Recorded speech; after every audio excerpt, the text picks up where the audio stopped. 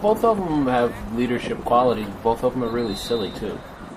They're just progressively getting better. I mean, we're actually giving them a little bit longer approaches now, so they can carry a little bit more speed through takeoff.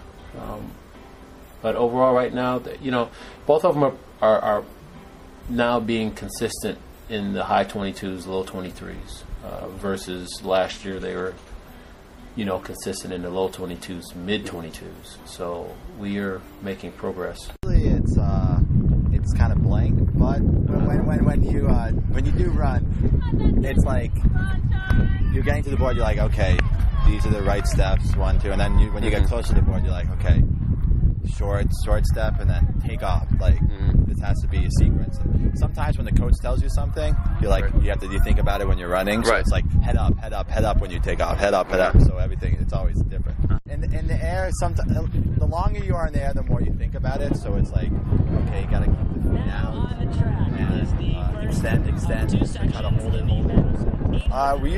and Wu usually feed off of each other. It's always good to have him rooting me on, and it's always good to have me screaming him on because it gets my adrenaline going. They sort of feed off each other. They have a very unique synergy about them that they really do feed off of each other's energy, and they get pumped up. How to pump ourselves up?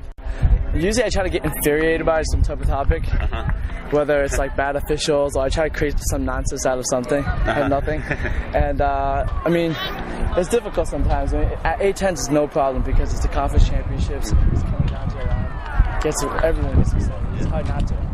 But I'm usually just try to clap, scream a little bit, get really excited. Depending on what's falling through the cracks, I have specific cues for them. And then, sometimes they know what they're doing, but it just takes, for me to sort of cue it to them in a different way, or, to give them a different focus.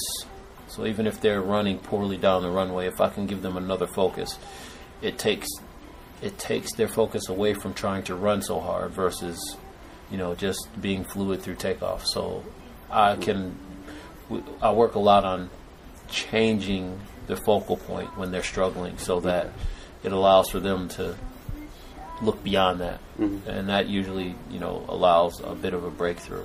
There's 3 things I think about. It breaks up. It's like I think about driving right here, and I think about getting my hips up and relaxing slightly midway, and then I think about tightening that up right at the board. I'm a left foot jumper. It happens so quick, I'm not gonna lie. Yeah. Like what happens in the air really isn't as important. What happens right before you take off. Farthest I've ever jumped that's been marked and not fouled would be 23 through 5.5 inches, which is 7.15 meters.